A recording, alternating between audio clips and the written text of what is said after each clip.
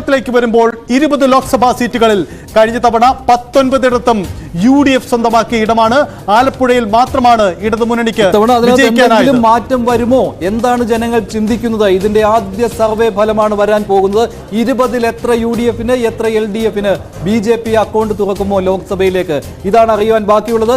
ഇതുവരെ ഇപ്പോൾ ബീഹാറിലെ കണക്ക് നോക്കുമ്പോൾ NDA ഇന്ത്യ മുന്നണി എന്നുള്ള രണ്ട് രീതിയിലാണ് നമ്മൾ ടാലി കൊടുക്കുന്നത്. പക്ഷേ കേരളത്തിലേക്ക് വരുമ്പോൾ അത് LDF UDF NDA എന്നായി മാറും. അത് ആ രീതിയിലാണ് കണക്കുകൾ വരുന്നത്. കേരളത്തിലെ 20 സീറ്റുകളുടെ സർവേ ഫലം അല്പസമയത്തിനകം പുറത്തു വരും. അതിനു മുൻപ് കേരളത്തിൽ നേരത്തെ ഈ ചോദ്യാവലിയുമായി കേരളത്തിലെ വോട്ടർമാരെ സമീപിച്ചപ്പോൾ കേന്ദ്ര സർക്കാരിന്റെ പ്രവർത്തനം വിലയിരുത്താൻ പറഞ്ഞപ്പോൾ അത് ദേശീയ തലത്തിലെ ആളുകൾ പറഞ്ഞതുപോലെ അല്ല, വോട്ടർമാർ പറഞ്ഞതുപോലെ അല്ല കേരളത്തിൽ പറഞ്ഞത്. അതുപോലെ തന്നെ രാഹുൽ ഗാന്ധി കേരളത്തിന്റെ ഫലം വന്നു കഴിഞ്ഞു. കേരളത്തിന്റെ ഫലം പുറത്തു വന്നു കഴിഞ്ഞു.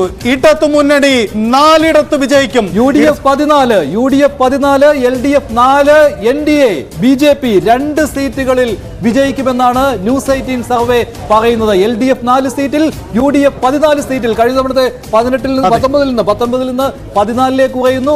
NDA 2 സീറ്റിൽ. LDFന് കഴിഞ്ഞ തവണത്തേക്കാൾ നേട്ടമുണ്ടാകുന്നു. BJPക്ക് നേട്ടമുണ്ടാകാൻ പോകുന്നു. ഇതാണ് ന്യൂസ് 18ന്റെ സർവേ ഫലത്തിൽ വ്യക്തമാകുന്നത്. കേരളം അങ്ങനെ 20 സീറ്റുകളിൽ LDF 4, UDF 14, NDA 2. ഈ മേഖല തിരിച്ചുള്ള കാര്യം അല്പസമയത്തിനകം വരും. അതുപോലെ തന്നെ വോട്ടിംഗ് ഷെയർ അതിന്റെ കാര്യത്തിലും അല്പസമയത്തിനകം തന്നെ ഒരു കൃത്യമായ കണക്ക് പുറത്തു വരും. കഴിഞ്ഞ തവണ 47.something അതായിരുന്നു UDFന്റെ വോട്ട് ഷെയർ. LDFന് 36% വോട്ട് ഷെയർ ഉണ്ടായിരുന്നത്. BJPക്ക് 15%.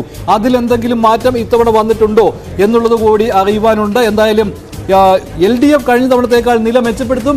UDFന് സീറ്റുകളുടെ എണ്ണത്തിൽ കുറവ് സംഭവിക്കും എന്നുള്ളതാണ് സർവേ ഫലം വ്യക്തമാക്കുന്നത്. വോട്ട് ഷെയറിന്റെ കാര്യത്തിലേക്ക് വരാം. കഴിഞ്ഞ തവണത്തെ ഏതാണ്ട് അതേ വോട്ട് ഷെയർ തന്നെ അല്ലേ? വോട്ട് ഷെയറിൽ വലിയ വ്യത്യാസം വരുന്നില്ല കഴിഞ്ഞ തവണത്തെ എന്നാണ് വ്യക്തമാകുന്നത്. 48% വോട്ട് ഷെയർ ആണ് കിട്ടാൻ പോകുന്നത് UDFന്. അതായത് നിസ്സാരമായ ഒരു വർധന മാത്രമാണ് UDFന് വരുന്നത്. അതേസമയം സീറ്റുകളുടെ എണ്ണത്തിൽ 1% വോട്ടിംഗ് പെർസെന്റേജ് 1% കൂടുമ്പോൾ 3 സീറ്റുകൾ നഷ്ടപ്പെടുന്നു എന്നതാണ് UDFന് കേരളത്തിലെ ചിത്രമുണ്ടാവാൻ പോകുന്നത്.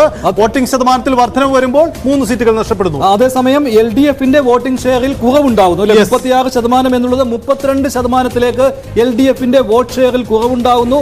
അതേസമയം NDAയുടെ അല്ലെ BJP മുന്നണിയുടേത് കൂടുന്നുണ്ട്, 18%ത്തിലേക്ക് ഉയരുകയാണ്. ഇതാണ് കേരളത്തിലെ സർവേ ഫലം. ഏറ്റവും ആകാംക്ഷയോടെ കാത്തിരുന്ന സർവേ ഫലമാണ് പുറത്തു വരുന്നത്. LDF 4 സീറ്റിൽ, UDF 14 സീറ്റിൽ, BJP NDA 2 സീറ്റിൽ. ഇതാണ് 5 സീറ്റുകളാണ് BJP A ക്ലാസ് മണ്ഡലങ്ങളായിട്ട് പറയുന്നത്. ഇതുപോലെ തിരുവനന്തപുരമുണ്ട്, പത്തനംതിട്ടയുണ്ട്, ആറ്റിങ്ങലുണ്ട്, തൃശ്ശൂരുണ്ട്, പാലക്കാടുണ്ട്. അതിൽ 2 മണ്ഡലങ്ങളിൽ മണ്ഡലങ്ങൾ ഏത് എന്നതാണ്. അതിൽ BJP പ്രതീക്ഷ വയ്ക്കുന്ന 2 മണ്ഡലങ്ങളിൽ 2 സീറ്റുകളിൽ വരെ വിജയിച്ചേക്കാമെന്ന കണക്കാണ് ഇവിടെ പ്രസക്തമാവുന്നത്. ന്യൂസ് 18 മെഗാ ഒപ്പീനിയൻ പോൾ പുറത്തുവിടുന്നു. കേരളത്തിൽ 2 സീറ്റുകളിൽ വരെ BJP ജയിച്ചേക്കാനുള്ള സാധ്യതയാണ് ഈ അഭിപ്രായ സർവേയിലൂടെ ഞങ്ങൾ പുറത്തുവിടുന്നത്.